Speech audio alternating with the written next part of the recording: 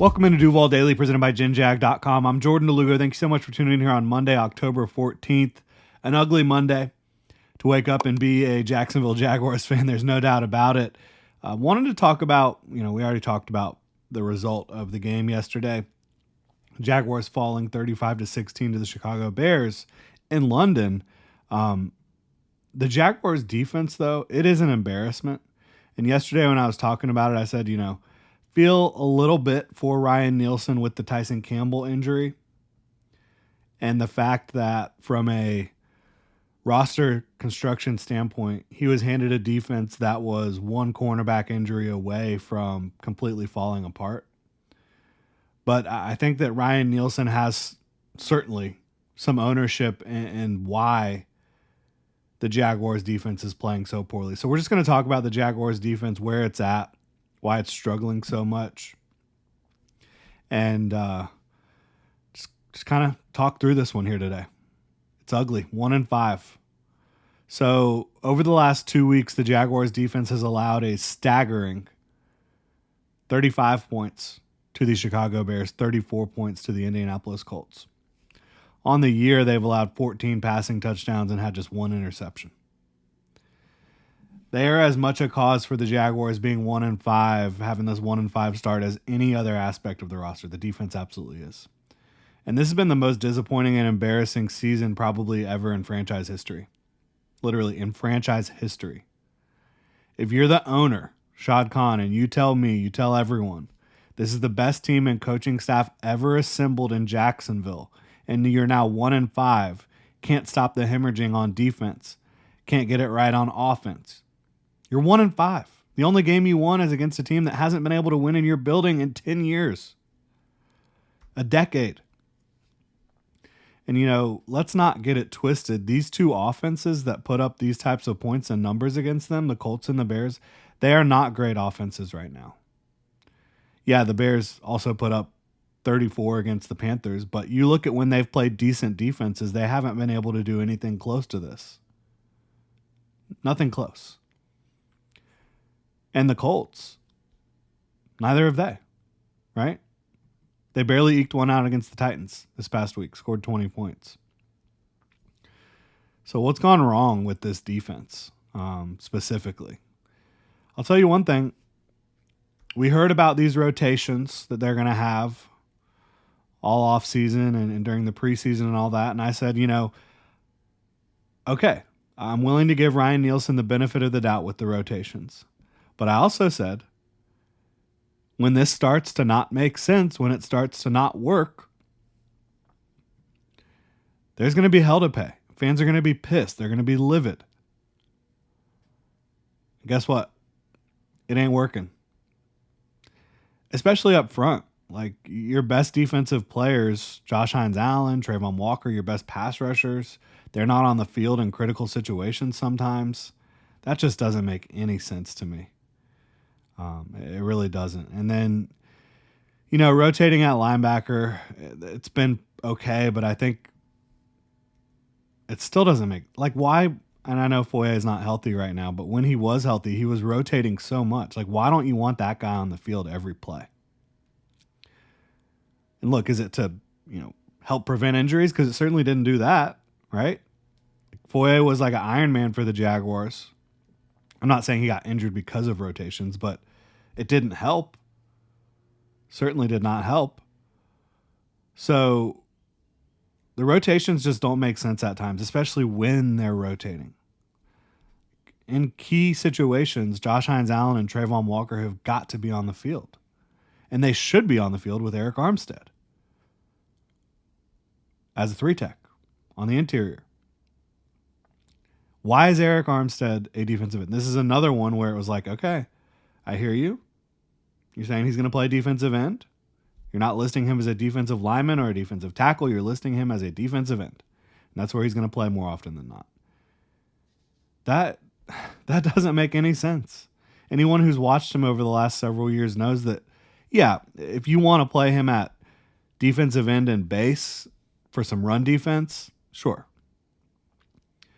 But as a pass rusher, he needs to be rushing from the interior. He does not have the athleticism to consistently beat tackles on the edge and create pressure. He just doesn't. Against guards, yes, absolutely. But against tackles, no way. So, and these are all, I assume Ryan Nielsen can control where he lines his guys up, right? I don't think that there's like a mandate from Trent Baalke that Eric Armstead's a defensive end, or Doug Peterson that Eric Armstead has to play defensive end. You can't move him inside. I think that's a Ryan Nielsen decision. And it's baffling. And again, I know it's a Ryan Nielsen decision with all these rotations, and that's baffling. They don't make sense at times. We've got plenty more here to talk about, but I want to talk to y'all about Underdog Fantasy. It's where I play best ball, play pick 'em, have a great time over there. Even when the Jaguars are not doing well, you can have some fun over on Underdog. Just head over to their simple to use mobile app or underdogfantasy.com. Sign up with promo code Duval Daily. Underdog will give you a free pick to use on your first cash pick'em entry, plus up to $1,000 in bonus cash when you deposit. That's Underdog Fantasy, promo code Duval Daily to claim your new customer special of a free pick and your deposit offer. Must be 18 plus, 19 plus in Alabama and Nebraska, 19 plus in Colorado for some games, 21 plus Massachusetts and Arizona, and present in a state where Underdog Fantasy operates. Terms apply. Void in Colorado. Concerned with your play. Call 1-800-GAMBLER or visit www.ncpgambling.org. Arizona 1-800-NEXT-STEP. That's 1-800-639-8783 or text NEXT STEP to 53342. New York, call the 24/7 Hope line at 1-877-8-HOPE-NY or text HOPE-NY 467-369. So, getting back to this Jaguars defense. The safety play has been atrocious at times, and you can put it on the players for not being where they should be. When it's this consistent, it's like we've seen Andre Sisco be much better than this in coverage with different coaching. We saw Antonio Johnson play better last year with different coaching. I don't want to put this all on the coaching staff, how bad the safety play has been. But there's a disconnect. Like, these guys are not always where they're supposed to be. It's not an issue with their physical skill set, with their talent. Maybe they're not focused enough, Sisco and Antonio Johnson. And it's a whole nother conversation to talk about what Sisco said after the game yesterday, that this team has shown some quit. He says he sees a lot of quit out there. That's brutal, and we will talk about that. Right now, we're just talking about the defensive performance. And if he's seeing quitting, and he's including himself in that, he talked about that. He wasn't just like targeting other players on his defense. He's including himself, saying that he's not getting the job done. But yeah, to me, that sounds like a defense that doesn't really trust the coaching, trust what they're being asked to do. And it looks like that too out there on the field. From the secondary, from the safeties. That's not good. And Tyson Campbell's absence, I feel for Ryan Nielsen losing him and not having anybody else that has the ability to step up and play man coverage at a high level against good receivers, because they don't. And I've talked about that for several weeks. Ronald Darby can't cover number ones. Buster Brown, usually a good wide receiver too, is a mismatch against Buster Brown as well. So that's a big issue. And I think it's made it pretty nonsensical to run this man-heavy defense without Tyson Campbell, because you just don't have the guys to do it. And let me be clear. I said this before the Jaguars hired someone to be their defensive coordinator. They should have hired someone who was more willing to play zone. Because they didn't hire Ryan Nielsen to come in and play zone coverage. They hired him to come in and bring an aggressive man coverage defense. When I say aggressive, I don't mean blitz heavy. I mean they play downhill, they play fast, they play physical, and they play man coverage. That's why they hired Ryan Nielsen. I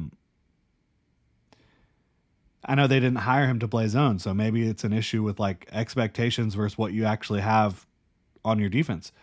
But Tyson Campbell is a better zone coverage corner. Darius Williams was a very good zone coverage corner who they decided to boot. Andre Sisco and Antonio Johnson looked a lot better last year, right? In a more zone-based defense. So now that Tyson Campbell's not available and you don't have a guy who can cover number ones and everybody's been moved up the depth chart, you've damaged your depth. Like, this defense doesn't make sense.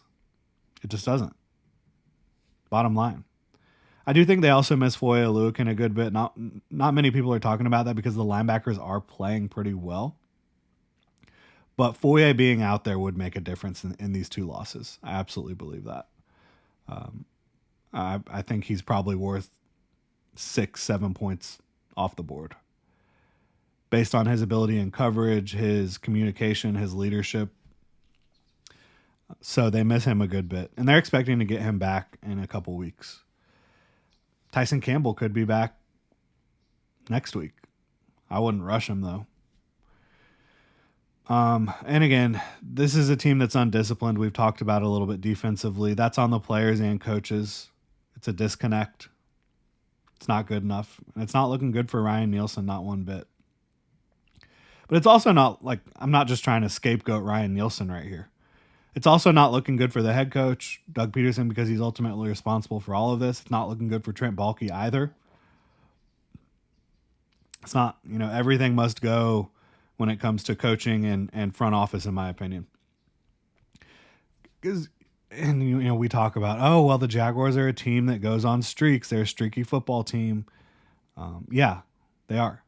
Right now, they're in the midst of losing 9 of 11? Is that right? Something like that. It's one thing to have a losing streak in year one and then have an amazing rally and come back year one of a regime, right? Year two, unacceptable to finish the way they did last year. Year three, unacceptable to start the way they started this year. It's not good. So you have to look at who are your real building blocks, which Trevor Lawrence is absolutely one. And he did not play poorly yesterday. He had a good game. Brian Thomas Jr., Josh Hines-Allen, Trayvon Walker, Tyson Campbell, Tank Bigsby, Evan Ingram, Foye and Devin. There's a few other guys probably. But I think you build around these players and what they do well. You've got a ton of draft capital heading into 2025. You've got a projected $54 million in cap space, and that's before making any roster cuts heading into 2025. And that's estimated. It could be even more than that, depending on how much the salary cap rises. It's unfortunate, but it's time to reset. You need a new head coach. You need a new offensive mind. You need different messaging. Because even if Doug Peterson is a good coach, which I think he was when he got to Jacksonville, even if Ryan Nielsen is a good coach, the messaging, it's not working. What they are doing is not working. And there are some talent deficiencies in some spots. I shouted from the rooftops all year that the Jaguars needed another pass rusher and that they needed more corners, veterans, guys that can actually play. Stephon Gilmore was out there and available all summer. There was plenty of other guys available. But they sat on their hands a little bit in those regards, and I thought maybe it would cost the team. I didn't think it would be this bad. I didn't think Tyson Campbell would get injured in week one. But it's been bad. It's been horrible. These last 2 weeks, it's been rock bottom for the defense. Absolutely rock bottom for the coverage units. And what's even more embarrassing about this is the Jaguars' run defense has been pretty good overall. They weren't really good yesterday. I think they got worn down a bit. But they've been pretty good overall and still not been able to do anything against the pass. Pass rush has been decent. Still can't do anything against the pass because they can't cover. It's a shame. Let me know what y'all think in the comment section below. We will have continued coverage on this disaster of a season for the Jacksonville Jaguars, but drop your thoughts in the comment section below. If you enjoy the content, please like, subscribe, hit that notification bell. You can also check out genjag.com/shop, pick up some new Duval gear like the hat I'm wearing right now. Become a channel member, help support the channel further.